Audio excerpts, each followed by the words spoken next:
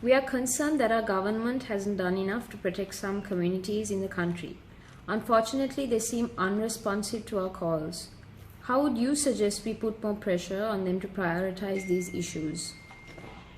So, as a political strategist for the Assembly, I will be advocating for the voices of the people who have been affected by development projects and industries and try to involve them in the development process for them to benefit from such projects. So, I'll be advocating for urban and rural small-scale agriculturalists and manual laborers.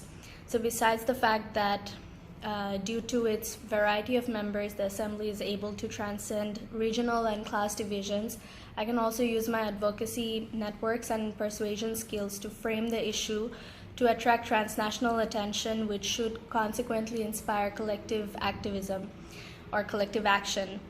And since Thailand is a constitutional monarchy with their constitution known as quote-unquote People's Constitution, because of the large degree of public participation involved in the drafting of the Constitution and also because the democratic nature of its articles, I can use that as a moral leverage or mobilization of shame against the government and hold up their unresponsive behavior for international scrutiny. In other words, I will be using the boomerang pattern, which is something I have practiced while I was working with Save the Children in Bangladesh in 2018, and a protest about road safety led by school-going students broke out in July. And the protest was peaceful for the first 5 days of a 9-day protest, and students were out on the roads checking driving licenses, checking the fitness of the cars, because 2 students were killed by a bus driver who was racing to collect passengers. But after the fifth day of protests, pro-government youth league attacked protesters and journalists in the disguise of normal students, which was a strategy employed by the government in Bangladesh to make the students fearsome to go out on the roads and protest. And as a response to that, the police had to disperse the demonstrations by using tear gas and rubber bullets. So what we did from Save the Children, we leaked the information of the crackdown on student protesters to international media like Al Jazeera and CNN, which invited high levels of criticism both domestically and internationally. And this pressure from the outside led to Sheikh Hasina's cabinet to actually approve a draft traffic act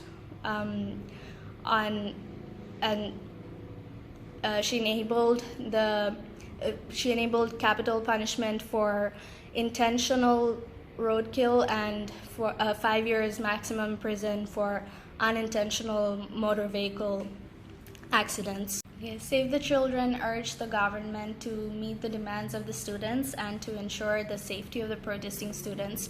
So although I know that the boomerang strategy is sensitive politically and subject to charges of foreign interference in domestic affairs, because I have experience dealing with an endogenous crisis and employing this strategy, I will use it to change the behavior of the state by directly seeking international allies to try to bring pressure on Thailand. Do you have any experience liaising with external organizations or networks of organizations? Yes, when I was volunteering with the Fiji Red Cross for 3 months in 2016, we had to constantly collaborate with the International Federation of Red Cross and Red Crescent Societies, also known as IFRCS, during the Cyclone Winston period of time to fund, manage, and distribute relief to affected villages and other rural settings. And I was the spokesperson between Fiji Red Cross and IFRCS, which meant that I had to be able to assimilate, digest, and communicate an abundance of information on the spot. I learned that during a nationwide exogenous crisis of that magnitude, even NGOs are tied down to the government because they want to make authoritative statements and maintain control of the information flow. We had to liaise with the media when they wanted to cover the relief distribution from our helicopters and get footage for the local news channel Fiji One.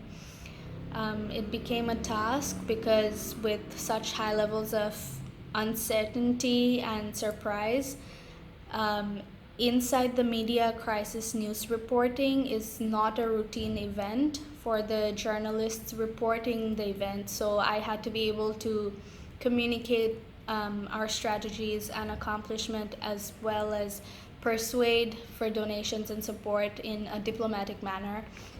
I had to establish and maintain effective interaction with the IFRCS representatives to communicate and negotiate the needs of affected Fijian citizens and advance Red Cross's position as a network advocating for member organizations such as the Fijian Women's Association and Walk On Walk Strong foundations.